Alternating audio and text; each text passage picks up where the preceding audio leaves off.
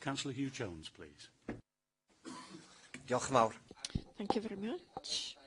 On page 240, 3.4, it says that NatWest is the county's bank.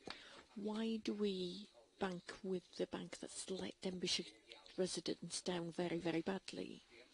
I was looking this morning on the web, on the internet. There's only one branch left in Denbighshire, and that's the branch in Rhyl. I know that Barclays is now closing their branch in Ruthin and Denby soon, and banks are leaving one by one. I'd like someone to do some work. I know there are costs, but HSBC remains in Ruthin and in Denby. Sorry, also in Denby.